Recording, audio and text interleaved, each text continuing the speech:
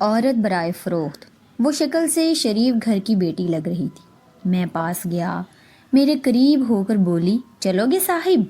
میں نے پوچھا، کتنے پیسے لوگی؟ کہنے لگی، آپ کتنے دیں گے؟ میں نے اس کی نیلی سی آنکھوں میں جھانک کر دیکھا، وہ بے بس سی تھی۔ میں نے بولا، آؤ۔ وہ ڈر رہی تھی، کہنے لگی، کتنے آدمی ہو؟ میں نے کہا، ڈرو نہیں، میں اکیلا ہی ہوں۔ وہ خاموش بیٹھی رہی، پھر کہنے لگی، آپ مجھے سگریٹ سے اذیت تو نہیں دو گے نا؟ میں مسکرایا، بالکل بھی نہیں۔ پھر اس نے ایک لمبی سانس بھری، آپ میرے ساتھ کوئی ظلم تو نہیں کریں گے نا؟ آپ چاہے مجھے 500 کم دے دینا، لیکن میرے ساتھ برا نہ کرنا پلیز۔ وہ بہت خوبصورت تھی، معصومیت اس کی باتوں سے ٹپک رہی تھی، پھر بھی خدا جانے وہ کیوں جسم بیچنے پہ مجبور تھی۔ وہ نہیں جانتی تھی کہ میں کون ہوں۔ میں نے پوچھا، کھانا کھایا ہے؟ کہنے لگی، نہیں۔ میں ہوٹل کے سامنے رکا، ہوٹل والا مجھے جانتا تھا۔ اس نے جلدی سے کھانا پیک کیا، مجھے دیا، میں آفس کی طرف چل دیا۔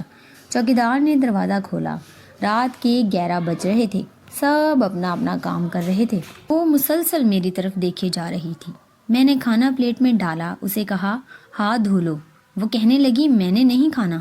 میں نے پیار سے کہا، ڈرو نہیں، کچھ نہیں ہوگا۔ وہ ہاتھ دھو کر آئی، میرے سامنے کرسی پر بیٹھ گئی اور کھانا کھانے لگی۔ جب کھانا کھا لیا تو کچھ کھانا بچ گیا۔ کہنے لگی، یہ میں گھر لے جا سکتی ہوں؟ میں نے کہا، ہاں آپ لے جا سکتی ہیں۔ میں مسکرایا، بالکل بھی نہیں۔ وہ چپ ہو گئی، برقع اتارنے لگی۔ میں نے کہا، رک جائیں، میرے پاس آ کر بیٹھ جائیں۔ وہ حیران تھی، میری آنکھوں میں دیکھ کر بولی، جلدی سے اپنا کام کریں، مجھے واپس چھوڑائیں۔ میں نے کہا، نہیں پوچھوں گا کیوں کرتی ہو ایسا، کیوں بیچتی ہو جسم، بس اتنا کہوں گا، چھوڑ سکتی ہو کیا یہ سب؟ وہ میرے چہرے کی طرف دیکھنے لگی، آپ پاگل لگ رہے ہیں مجھے۔ میں نے اس کی آنکھوں میں دیکھا، ہاں پاگل ہی ہوں میں، سب پاگل ہی سمجھتے ہیں مجھے۔ وہ کہنے لگی، اگر کچھ کرنا نہیں ہے تو مجھے واپس چھوڑ کر آؤ۔ میں نے اس کے سر پر ہاتھ رکھا، پھر پرس سے 10,000 نکالے اس کے ہاتھ پر رکھے۔ وہ حیران تھی، کہنے لگی، میں نہیں لینے، آپ کیوں دے رہے ہیں یہ پیسے مجھے؟ میں نے اس کے چہرے پہ ایک تھکن محسوس کی تھی، وہ اپنے آنسو روک کے بیٹھی تھی، بار بار کہہ رہی تھی، مجھے بس واپس چھوڑ کر آؤ، مجھے ڈر لگ رہا ہے۔ میں نے اسے یقین دلایا، ڈرنے کی کوئی بات نہیں ہے۔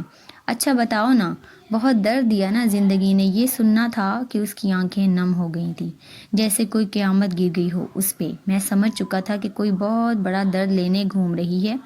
دروازہ کھولا، کانپتی آواز میں بولی، مجھے چھوڑ کر آؤ واپس۔ میں نے اسے بیٹھنے کا کہا، بتایا، میرا نام نہیں، خود کو محفوظ سمجھو۔ اسے جب یقین ہو گیا پریشانی والی کوئی بات نہیں تو بتانے لگی، شوہر مر گیا، 3 بیٹیاں ہیں، سسرال والوں نے نکال دیا، ماں باپ فوت ہو چکے ہیں، بھائی کوئی ہے ہی نہیں، ماموں کے گھر آئی ہوں، ماموں کے بیٹے نے میرے ساتھ زیادتی کی۔ میں نے جب مامی کو بتایا تو سب نے مجھے غلط کہا، مجھے دھکے دے کر گھر سے نکال دیا۔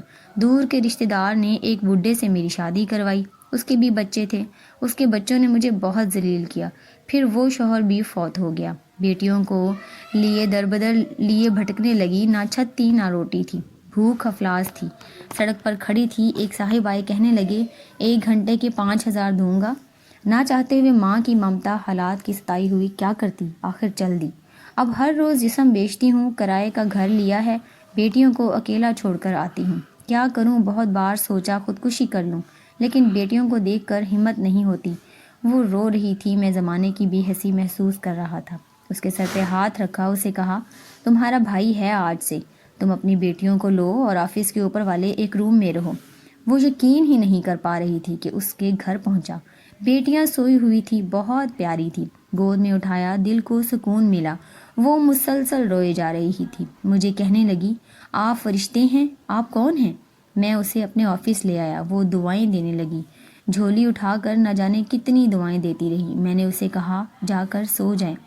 اپنے آفس روم میں گیا، میرے سامنے سے وہ چہرہ گزرا جو ایک لڑکی اپنے شوہر سے جھگڑا کر رہی تھی، اسے کہہ رہی تھی، مجھے طلاق دو، تم کو میری قدر ہی نہیں ہے۔ وہ اپنا گھر جلا رہی تھی اپنی بے وقوفی کی وجہ سے۔ وہ بیچاری کیا جانے زمانے کی تلخیاں کیا ہوتی ہیں، زمانے کا ڈسنا کیا ہوتا ہے۔ میں بتانا چاہتا تھا، اپنا گھر جان بوجھ کر اجاڑنے والی لڑکیوں کو طلاقیں لینا آسان ہے، اس کے بعد جینا موت ہے۔ کبھی ساس کا رونا، کبھی نند کا سیاپا، کبھی جڑا، اس مطلب طلاق لینا یا گھر اجاڑنا نہیں ہے۔ کم عمری میں ہی میرے سر کے بال سفید ہو گئے ہیں۔ ہزاروں آنکھوں کے آنسو دیکھ کر اپنے گھروں کو آباد رکھو۔ خدا کی قسم ایک وقت آتا ہے نا بھائی، حال پوچھتے ہیں نہ سگی بہنیں، سب وقت کے ساتھ چہرے کے نقاب بدل لیتے ہیں۔ ہر جگہ ہر کسی کو تھامنے کے لیے کھڑا نہیں ملے گا۔ ہاں، میری قلم شاید کسی کو بربادی سے پہلے بچا لے۔ ہم سفر کیسا بھی ہے وہ تمہاری ڈھال ہے۔ شادی کے بعد سگے بھائی سے خرچہ لینا بھی بھیک مانگنے جیسا لگتا ہے۔ وہ میری جیسا بھی ہے وہ تمہارا لباس ہے۔ یاد رکھنا، زمانے کے لیے تم صرف گوشت کا ایک ٹکڑا ہو۔ وہ زمانے گزرے، مدت ہوئی جب رشتوں کا پاس رکھا جاتا تھا، کھیلا جا سکتا ہے، ہوس پوری کی جا سکتی ہے، پھر پھینک دیا جاتا ہے۔ ہاں کہ زندگی ہے، اس کو محبت، پیار، سمجھداری کے ساتھ گزار لو۔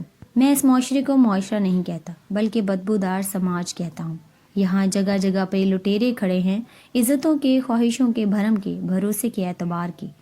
بس آخر پہ ایک بات کہوں گا، اگر تم کو پیٹ بھرنے کے لیے چار دیواری سے باہر نہیں جانا پڑ رہا، اگر تم کو جسم نہیں بیچنا پڑ رہا، اگر تمہارے سر پہ چادر ہے، اگر لوگ تمہارا سودا نہیں کرتے، اگر لوگ تم کو وحشیہ نہیں کہتے، اگر تمہارا دامن پاکیزہ ہے، اگر تم رات کو محفوظ پناہ گاہ میں سوتی ہو، نہ کرنا برباد اپنا آشیانہ، ورنہ رون دی جاؤ گی، نوچ لی جاؤ گی۔ جو طلاق لیے بیٹھی ہیں پوچھو ان سے، وہ سوچ رہی ہوتی ہیں نہ جانے کتنے بچوں کے باپ کے ہم سفر بنو گی، نہ جانے وہ کیسا سلوک کرے گا، اور پھر ساری زندگی یہ طعنہ سنتے گزر جاتی ہے کہ اتنی ہی اچھی ہوتی تو طلاق کیوں لیتی۔